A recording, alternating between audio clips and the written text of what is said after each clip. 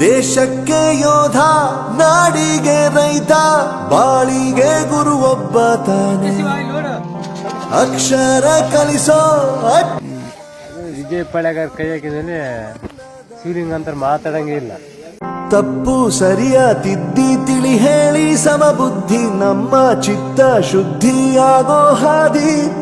ಎಷ್ಟೇ ದೂರ ಹೋದ್ರೂ ಮರಿಬೇಡ ನಿನ್ನ ಬೇರು, ನಿನ್ನ ಸಾಧನೆಗೆಲ್ಲ ಇದುವೇ ಆದಿ. ಪಾಠಶಾಲಾ ಪಾಠಶಾಲಾ